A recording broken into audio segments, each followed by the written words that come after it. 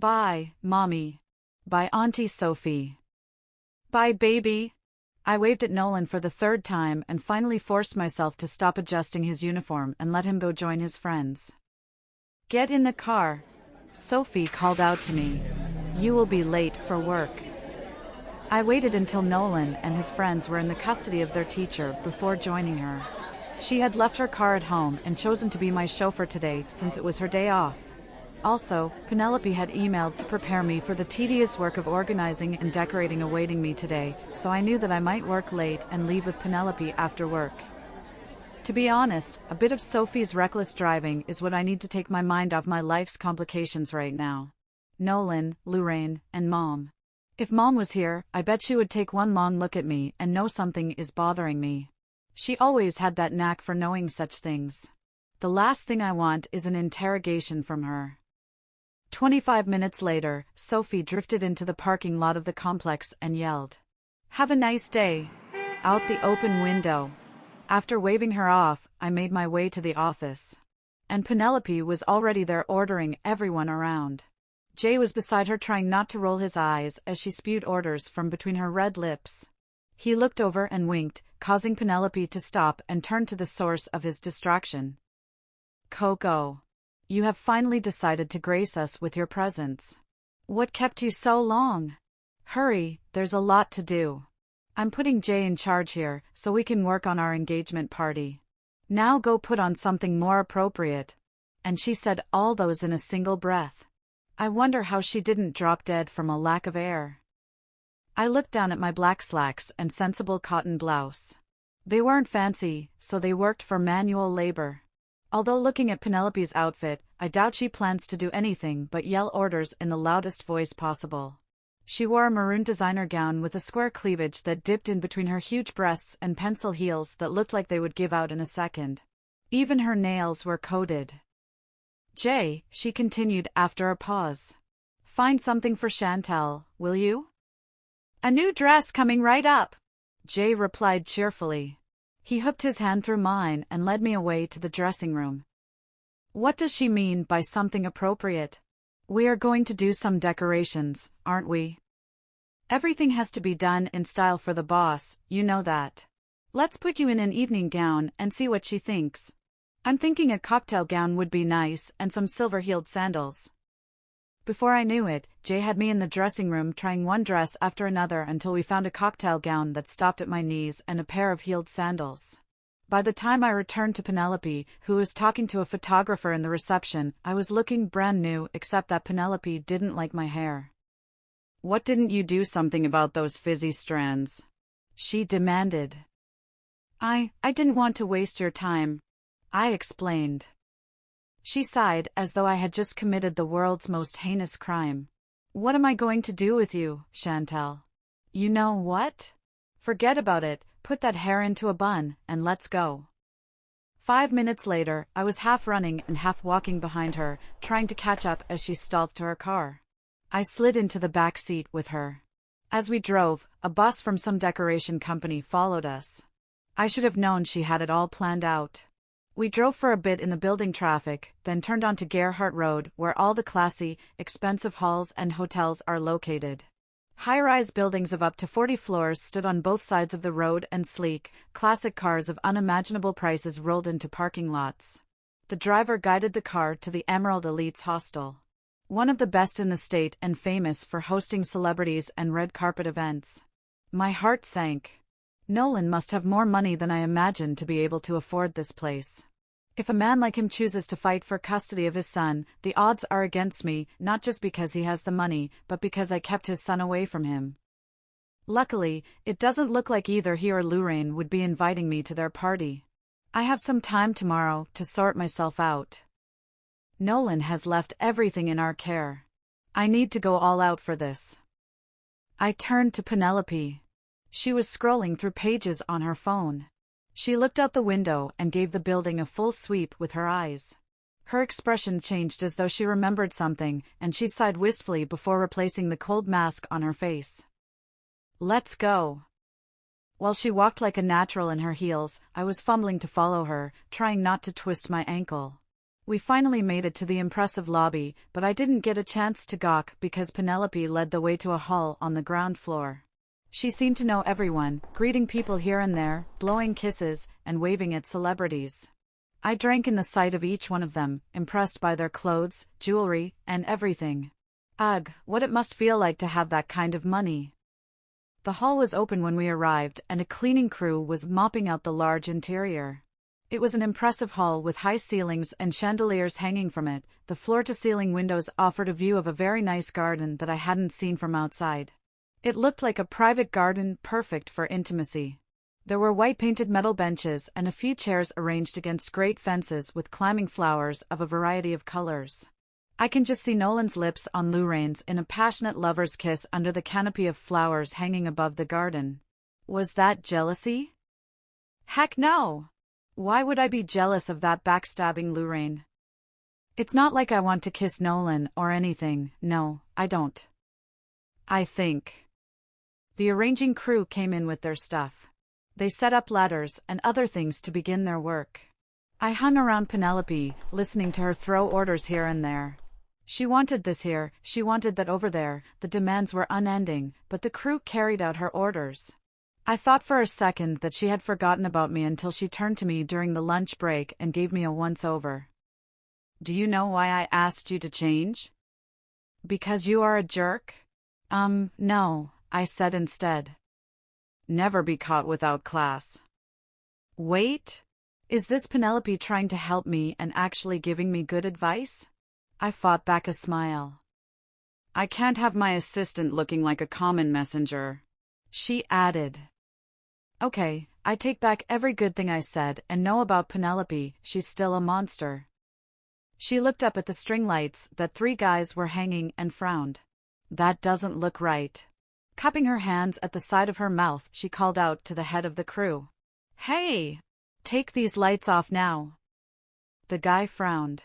Ma'am, that's where you wanted them. I said put those lights away and hang the pink lamps instead. She walked up to the guy. When Lorraine comes walking in with her eyes closed, Nolan will lead her under these lamps and go on his knees. Come on, use your heads. It's supposed to be romantic and perfect. The men looked at themselves and shrugged before doing as she asked.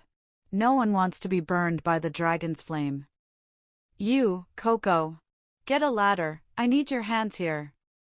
As strange as the order was, I found myself looking for a ladder. Someone rolled one to me and I took it to Penelope. Right there and there she climbed the ladder on her heels and shook off the unwanted lights from the ceiling to the awe of the surrounding men. She didn't seem fazed by the height or that her heels could give out under her. Once the lights were discarded, she climbed down and dusted her hands. The men gaped at her. With a surprisingly warm smile, she said, "Heels do not define a woman's strength." I burst out laughing, much to my surprise and hers. "What is so funny?" she quipped. "You are full of bullshit," I wanted to say, but I need my job. Lots of surprises today. Why this advice? She narrowed her eyes. "You are ungrateful." But there was a smile hanging at the corner of her mouth. What has gotten into Penelope Quinn? Well, you are full of surprises. It's almost like we are friends. She let out a loud laugh, but didn't say anything. In fact, she chatted with me until late evening when the whole decoration was done. Maybe Penelope Quinn is not the boss from hell. After all, in fact, she took my mind off Nolan for the entirety of the day. Okay, I couldn't help but think about him though, but not as much as I would have if Penelope wasn't talking so much and giving orders in between. When it was time to leave, she waved the decorating people goodbye and her driver took us to the office park where Sophie was waiting with my car. Take the afternoon off, Coco, and dress to kill tomorrow night. I stopped in my tracks. Tomorrow night? Of course, silly. You are a guest. My brows shot up. Am I? Nolan specifically invited you. My heart dropped and suddenly started beating faster. He did? Penelope frowned at my silly questions. From behind me, Sophie laughed. Stop being an idiot, came the irritated reply from Penelope. Of course he did. Call Jay to dress you if you need to. Before I could refuse the invitation, her car zoomed off into the traffic. "What the hell," were Sophie's first words as soon as I entered the car. "Nolan invited you? Why? Oh my God, I think he might be in love with you. Or does he want to punish me for my sins? He wants to rub the difference in our status in my face. He wants to rub his engagement to my enemy into my face. That bastard!" Sophie gave me a side glance as she joined the main road. "Whoa, watch your language, honey. Your mom will have your tongue if she hears you speak like that." "She came?" "She arrived this afternoon. She and Nolan went out to get ice cream before I left the house." "Oh my God. I don't need this right now. Nolan wants to embarrass me. My mom is here to have my head for ignoring her calls. I need help." "Chantal," Sophie said in a low voice. I could tell by the look on her face that she was concerned about me. "I don't think Nolan is done with you. Whatever he wants, use your head and don't get hurt, and make sure your son doesn't either. He is rich, he is powerful, but you are smart. You are the smartest person I know, so I know you can handle this mess. Also, I don't need to tell you how to deal with Mom." I wish I believed in myself as much as my best friend did. "Don't think too much about it, Coco. You will be fine." "Dude, you are even more romantic than the rest of us. Lorraine is not going to expect this." I nodded to Paul's words, my best friend and part business associate. He has a business of his own that he built from the ground up, so he's not what you'll call a born elite. But to be fair, I envy his ease and lack of inheritance burden. I wonder who he would have been married off to if he was among the elites. Luckily, he has been spared that unpleasantness by fate. We met at business school. Paul had an uncle who thought he was too smart for regular college and had used all the resources at his disposal to send him to one of the best schools. We attended a debate on capitalism and communism, had different views, and have become close friends ever since. Even though he is treated as an outcast among the heirs and heiresses of old money, he doesn't care, and he attends whatever events he wants to without being encumbered with scheming mothers and fathers trying to leech off him in the name of marriage. How I envy his life. And the ring! Man, that diamond is huge. I would be surprised if it didn't appear in every magazine in town. Once again I nodded. He doesn't know about the contract. He doesn't even know about my dad's company's debt. For all he cares, I met Lorraine at an event, and we started dating, and we became lovers ever since. Well, far from the truth, but Douglas Grant's instruction was clear: no third party should know about the contract, otherwise I would lose my company to him.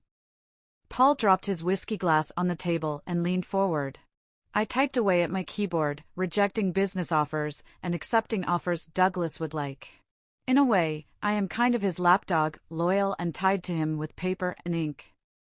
"Are you sure you are excited about tonight?" Paul asked. "Of course I am.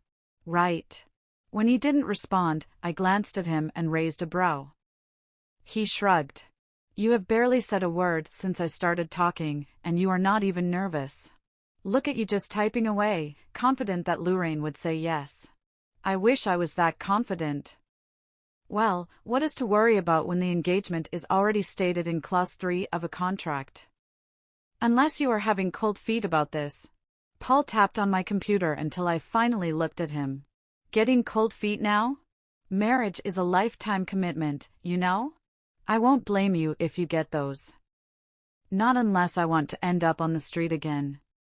"I am good," I said simply. "Sure," he drawled. "You know what? I just had a great idea. Why don't we go to a bar and have something to drink? You have 5 hours to rethink this decision."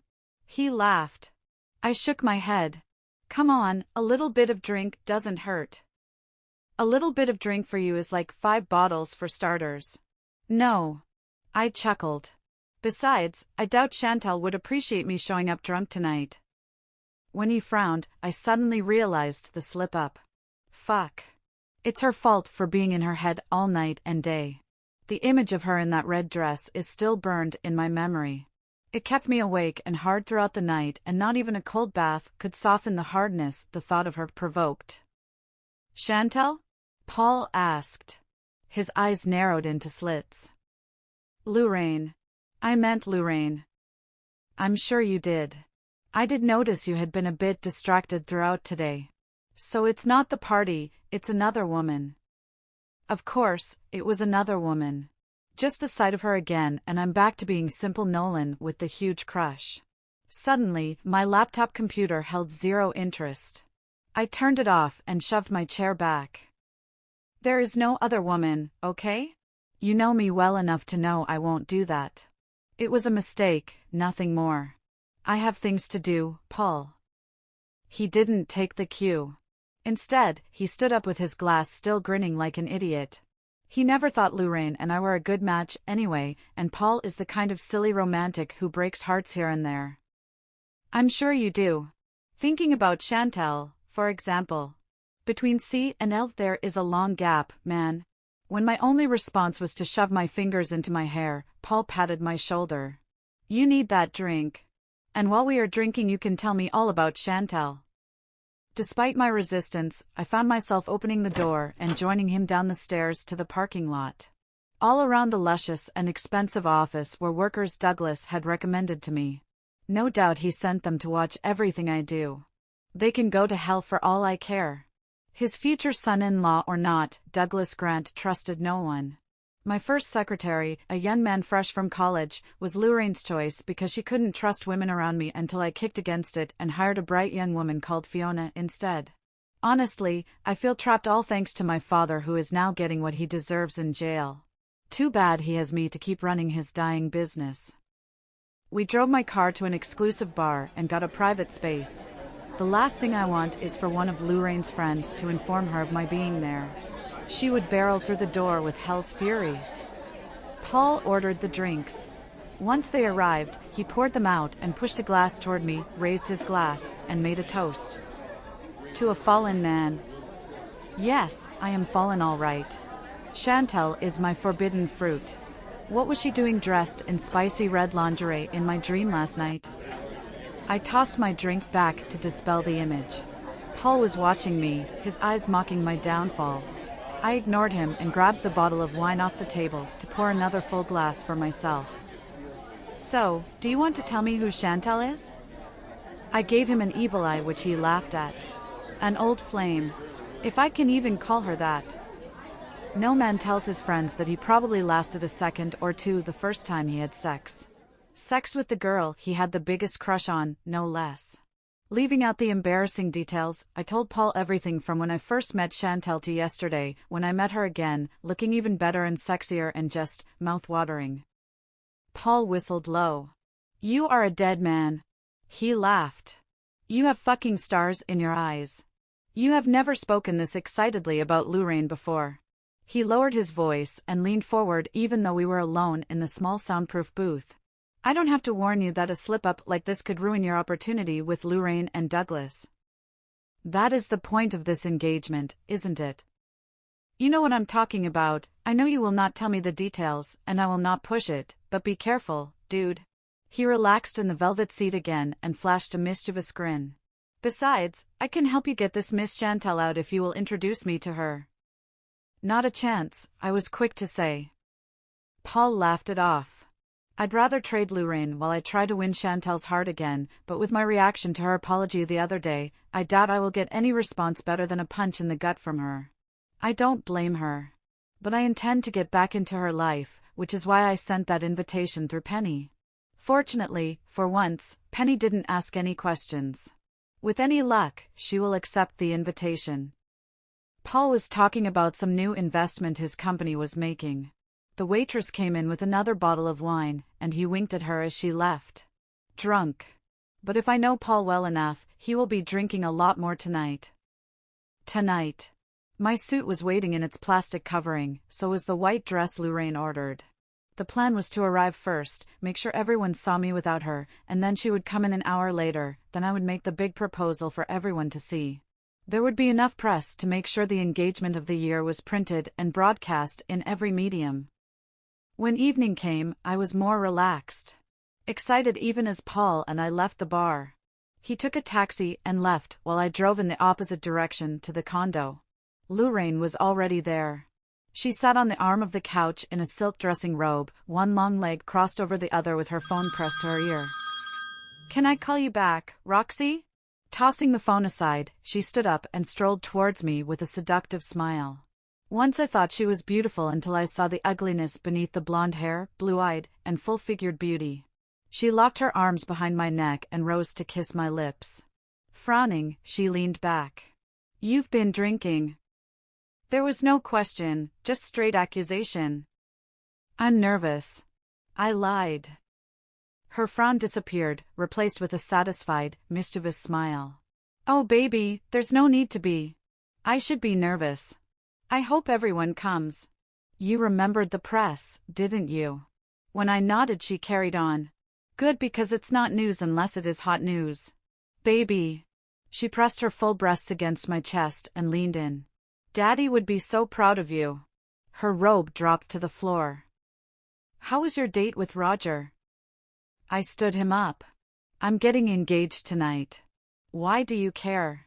Her hand slipped down to undo the fly and button of my pants, soon warm fingers were curving around my cock. "I want you before you leave." My body was responding, but not fast enough for her. She pushed my pants down, pumping my cock with her other hand. When I leaned down to suck her nipple into my mouth, she stopped and pushed me back. "It will ruin my dress, Nolan." She took my hand and led me to the couch, bending over so that her ass was pushed against my pelvis. "This is unusual." Lorraine always hated getting on her knees for sex, it made her powerless, she claimed. The invitation was tempting, but my cock was not cooperating. I woke up painfully hard this morning. Now I can barely get it to rise. "What's wrong?" "I can't." I confessed, feeling like a fool. Pulling my pants to my waist, I stepped away from her. "No, now." She looked disappointed, but she smiled and kissed my lips again. "Okay, you really are nervous. But tonight, you are all mine. I might even try giving you a blowjob." She winked. "Okay, go get ready now." This person used to be friends with Chantal? I remember her differently. I vaguely recall her rebuffing the guys who came to hang around the court with them, but that's all I know about her. Cruel fate, eh? It was 8:12 p.m. when I knotted the bow tie on my neck. Checking my reflection in the mirror, I snorted. Nolan Pierce, the most eligible bachelor of the season.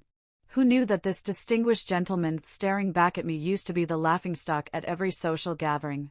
What a joke! Lorraine kissed me before I left, but not before reminding me of my lines for the night. Once she was sure it was perfect, she waved me off and went back on the phone. Finally, alone since the day began, I opened the glove compartment and retrieved a cigar. An old habit I picked up at business school. Lorraine hates the smell, so I save it for when I'm alone. After a couple of drags, I was finally ready to face the crowd and be the man Lorraine wanted. The Emerald Elites was lit and beautiful as ever. Posh cars drove in and out of the expansive, luxurious hotel. How many of those belonged to invited guests? I found the hall Lorraine requested and, oh boy, Penelope did a good job of arranging the whole thing. The lights, the balloons, the lamps, everything was just as Lorraine wanted. The cake in front of the hall, manned by hired servers, was huge enough to feed a whole village. There were streamers and the huge screen above that read, "Happy Birthday, Lorraine." The place was over-illuminated with pink lights, Lorraine's favorite color. Hundreds of guests talked, laughed, and clinked glasses. Ah, there he is. I turned. Douglas Grant was ambling toward me. He held a champagne flute in one hand and a half-eaten canapé in another. Mrs. Grant, dressed elegantly in a pale yellow ankle-length gown, was beside him with the brightest smile on her face. "You made it at last." Grant's voice was intentionally loud. It was all an act to get everyone to pay attention to us, to make sure they saw I had arrived alone. Getting nervous? A little, I forced myself to say with a false nervous laugh. Douglas slapped my shoulder playfully. "You will get over it. Come, let me introduce you to Noel Greer." I went with them to their group of friends, businessmen who made their living buying and selling stock, getting their hands dirty with their rivals' tears and blood. While Douglas talked, I couldn't stop myself from drifting off, waiting for the one familiar face I was hoping to see to show up among the sea of people dancing to the slow music that floated through the hall, but there was no sign of her. She did not reject my invitation, did she? "I am proud of you, son," Douglas was saying.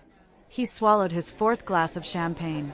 "Lorraine will be the happiest woman tonight." He patted my shoulder. We were alone now after he successfully introduced me to a dozen of his business partners. One of them was Noel Greer, who I am pretty sure Douglas is not fond of. The tension between them, when he introduced him, was through the roofs. Noel Greer is the rival of every elite businessman. He went head-to-head with the highest bidders and trumped them more often than not. Luckily, our paths have never crossed. He had classic, handsome, sharp Grecian features. He left almost as soon as the introductions were over. "Thank you," I said. The wine in my hand bubbled. I had barely taken anything since I arrived. The thought of downing another wine was nauseating.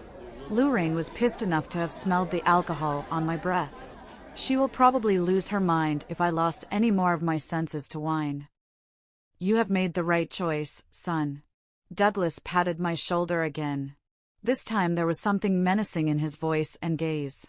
No one else would have taken Simone's rogue son under his wings as I have done. You know what they say? The apple doesn't fall far from the tree, and people think you might be like Simone. There was a glint in his eyes that put me on the edge. He looked like he was going to say something else when a shrill voice thankfully interrupted. And Lord have mercy, what an interruption. I hope I get more interruptions like this. Penelope was pushing her way towards us, and behind her, looking rushed and breathing hard as she hurried to catch up, was the vision of beauty that could only be Chantal. Whoever put her in that white dress deserves a raise. It was like cream against her chocolate skin, the halter top exposed sexy shoulders, and the neckline dipped between mouth-watering boobs. Seriously, the years have been kinder to Chantal than anyone else.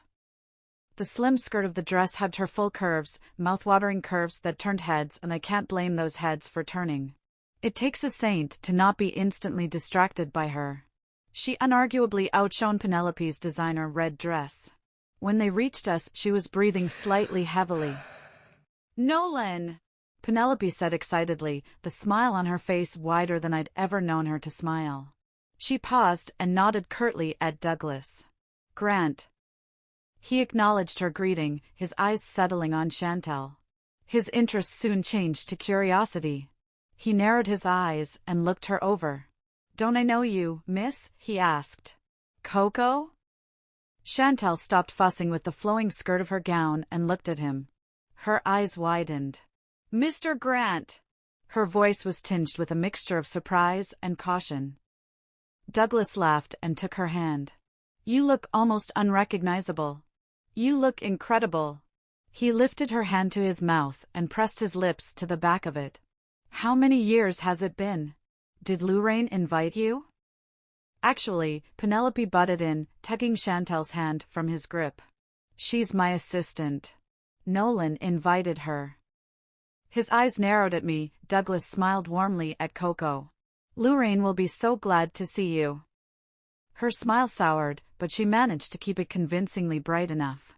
"I am sure she will." Her reaction piqued my interest. It was the same reaction she had when I mentioned my engagement with Lorraine. If they were such good friends before, shouldn't she be happy that her friend was getting engaged? Or was there something I didn't know about? Is it possible? Her eyes flew to mine, and my thoughts shattered for the brief moment our eyes met. Her eyes scorched me. Luckily, years of integrating myself as an elite has taught me how to control my expressions and emotions. If I was the same old Nolan Pierce, I would be crawling on my knees just to hold her in my arms. But I stared right back, daring her, until she looked away. She looked again and looked away immediately. I could tell she was flustered when I kept staring because her chest heaved and fell rapidly. If I was close enough and the lights were bright enough, I would see the blush on her skin. "So Nolan, when is the big moment?" Penelope asked, successfully drawing my attention. "Looks like the big moment is now," Douglas muttered. I followed his gaze to the door of the hall where Mrs. Grant stood waving us over. "Lorraine has just arrived." Douglas nudged me sharply. "Excuse me," I said to both Penelope and Chantal. "Is this it? This is the moment?" Penny asked excitedly. I smiled and excused myself. Mrs. Grant was walking away from the door when I got there. "I'll go get Lorraine," she said in her usual quiet voice. I have no problem with Mrs. Grant. In fact, I feel sorry for her. To be stuck with a shrewd person like Douglas. I have always believed that women should be respected and loved. I watched Mom fail in one relationship after another because she gave too much of herself and received nothing back. Mrs. Grant isn't much different, she's the accessory on Douglas's arm without a will of her own. But then again, I am not much different from her. I am about to get bound to her daughter to rebuild my father's reputation. "Do you have the ring?" she asked. The velvet box was safely tucked in the pocket of my jacket. I nodded. As soon as she left, Paul stumbled out of the hall with a glass of wine. He slapped my back. "When does the party start?" As soon as I popped the question, I cast him a side glance and motioned toward the hall. "Come with me. I need you by my side when I do this." Paul chuckled. Nolan Pierce is nervous. Who would have thought? But he joined me in the hall. There were greetings here and there, congratulatory greetings from people I met when I needed help filling my father's shoes, and sly touches from scheming pretty ladies and their ambitious mamas. Thankfully, I had Paul by my side to keep the ladies away. "Lorraine is one lucky woman," a woman said beside me. Heads turned towards the door. Lorraine stood there in a peach evening gown with an exposed back and jeweled neckline. Her mother had her hands pressed to her eyes. "What is happening, Mom?" "It's just a birthday party," she giggled, taking careful steps as one of her friends whose name I can't remember led her through the now parting crowd. A line leading from the door to where I stood was made as people moved out of the way for her to pass. A hush so loud fell in the hall. "Mom!" Lorraine giggled excitedly. "Why is everyone so quiet? What is happening?" Once, she was in front of me. She reached her hand out and her pedicured fingers touched my jacket. "Nolan?" Her mother's hand fell from her eyes, and I bent my right knee to the ground, took out the velvet box from my pocket, and took out the ring. Lorraine did a good job of pretending to be surprised. Seriously, this girl wastes her talent outside Hollywood. A single, crystal teardrop fell from her eye. She looked up at the screen above us. The birthday message was now replaced with, "Will you marry me?" She let out a gasp and more tears dropped. Who knew Lorraine was excellent at theatrics? "Yes!" she screamed, holding out her hand for me to slip the ring on. She pressed her hand to her mouth to stifle her tears. The crowd hailed and cheered and glasses clinked. Almost immediately, we were surrounded by well-wishers and business partners of Douglas clapping my back and hugging Lorraine. Even among the ruckus, my eyes fell on Chantal. She swallowed a full gulp of champagne and clapped loudly. She was struggling to swallow the wine, I could see that, and her eyes were misting over, but when we locked eyes she raised her hands above her head and clapped harder. Penelope said something to her and she laughed. "Baby." Lorraine was tugging my hand. She leaned in and pressed a kiss on my lips, then threw her arms around my neck. "This would have been perfect," she whispered in my ears. "But the lights are pink." I frowned. "You wanted pink." "I said peach," she said through her fake smile. Then she pressed another kiss on my mouth. "I will need to talk with Penelope." Realization dawned. No, shit. It's my fault, not hers. I forgot. "Don't curse, sweetie," she said. Then leaning in again, she whispered in a hot breath. "You deserve a reward tonight," she moaned, pressing her breasts on my chest. I looked over at Chantal, who was still talking with Penelope, and my cock hardened painfully. Lorraine's eyes twinkled. "Aren't you a little too excited tonight, bad boy?" Laughing, she kissed me again and stepped back. "I'll be back." Before I could stop her, she turned and made her way through the crowd toward where Penelope stood. I started to go after her when someone stepped in front of me, taking my hand and pumping it up and down. It was Lawrence, Matt Wolf's secretary. Congratulations, man, he said. Since he was a friend, not a foe, I relaxed. Good to see you, Lawrence. If Lawrence was here, then Matt shouldn't be far behind with his wife. I looked around for him. Matt couldn't come. He sent his regards and a dinner invitation. Oh. I might not start for long, but here. He held out a wrapped package. A present for Lorraine. Thanks a lot, man, I'm sure she'll love it. He patted my arm and moved on. Now, where was I?